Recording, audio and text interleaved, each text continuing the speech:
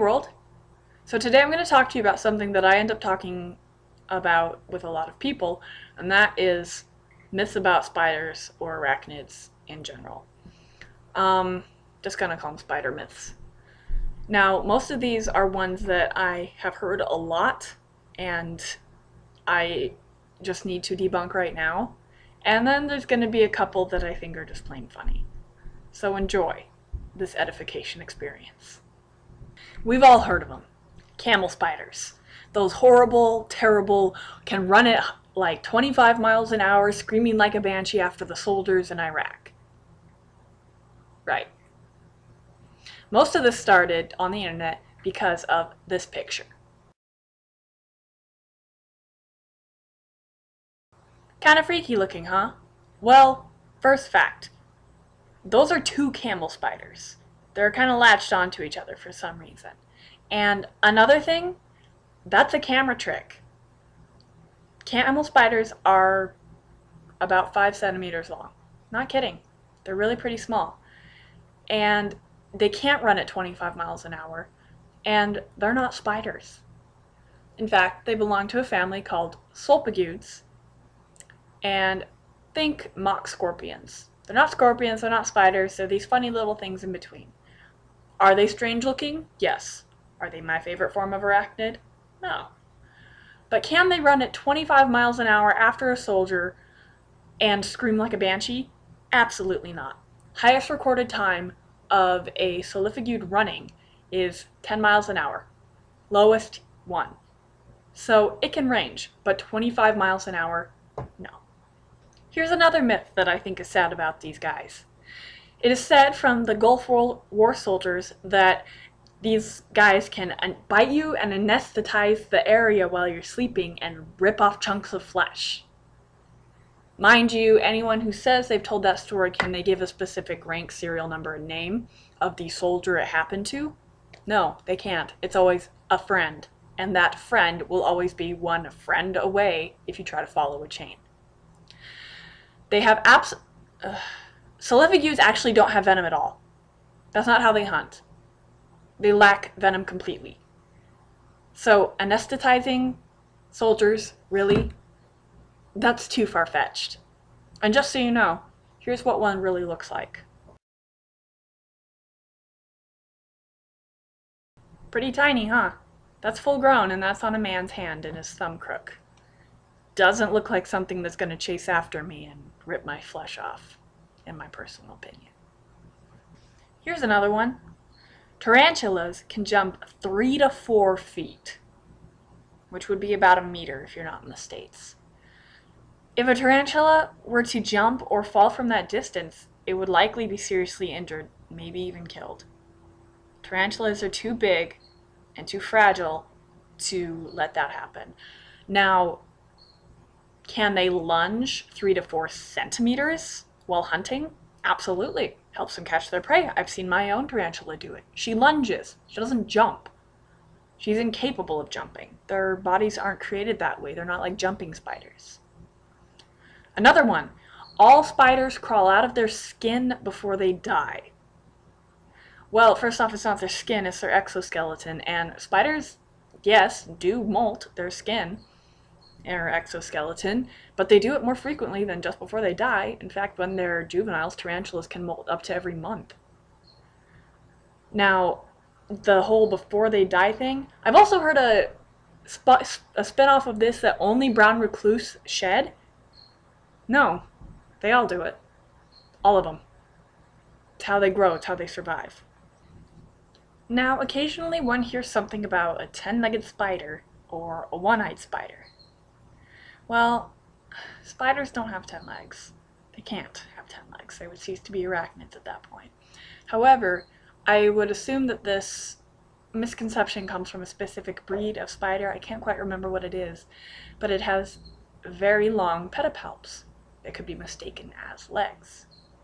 Now, I know a lot of people may not know what a pedipalp is, so I brought someone to help us display. We have a little tumble bumble. Now, if you look, she of course has 8 legs. She's a perfectly healthy tarantula. Very beautiful. And if you look, up here in the front, she has these short looking legs. Those aren't legs at all. Those are called pedipalps. And spiders and tarantulas can't use them to walk at all. They're feelers. They're kind of like their hands. They usually keep them up when they're walking, and they help them sense, they help them catch their prey, hold their prey, help them clean and move their stuff around because they like to move their dirt around for some reason and completely rearrange their cage. But, so, that's one little myth debunked. I just woke her up. She's kind of upset. Now, another thing that you hear about sometimes is a one-eyed spider. Now, I guess that could happen by some freak birth defects of some kind, but there is really no such thing as a one-eyed spider. What it was, probably, is some spiders have very wide set apart eyes, and you can count all 8 of them, such as jumping spiders, wolf spiders, etc. However, other spiders, and most tarantulas, like Tumble here, if you look at the very top of her head, if she'll stop moving, the top of her head above her fangs, there's a funny little mound. Little black mound. Oh, well, now she's just blocking. Oh, stop being camera shy. Anyway, there's a black little mound. Now, this black mound is her eye cluster. And many tarantulas and some species of spiders, their eye cluster is so close together that it can look like they only have one eye. In Tumble's case, it looks more like she has 2 eyes because she has a little thingy in between them. But she has all 8. They're all there. But another thing is that no matter how many eyes a spider has, with some exceptions, it's going to be pretty blind. Now, last but not least is one of my personal favorites because it's just so bizarre, is that sometimes spiders will breed by cloning. First off, if something had figured out how to breed by actual cloning outside of, say, reef and things like that, and sponges, don't you think we would have been pretty excited about that? But no. They say that the mother will lay her eggs within her, and the eggs will hatch and begin to eat the mother from the inside out. And then occasionally you find them when you step on a spider husk, shame on you. And all of a sudden baby spiders go everywhere. Well, here's the thing. No, spiders can't breed by cloning. No breed of arachnid can breed by cloning. That's weird. But what probably happened is that the wolf spider will commonly carry her young on her back. Hundreds and hundreds of little young things crawling all over her back, and they blend in quite well. So what happens is people will step on the mother, and the young will of course scatter from the dead body out of own survival instinct. They're not clones, they're babies, and you just killed their mom. Congratulations. That just about does it for some myths about spiders and arachnids. I hope you feel you've learned something. If you disagree, let me know. But really, spiders are nothing to be afraid of. I'm not saying you have to love them, but you don't have to be afraid of them at all. Even black widows, even the mysterious brown recluse that gets blamed for everything, they're nothing to be afraid of. Make sure you subscribe to my channel. I put out new videos every Thursday and Monday.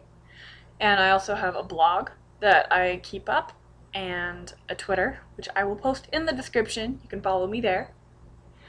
And you can like or dislike if you're a hater, or you hate spiders, which is kind of mean. And comment, and I will see you guys next time.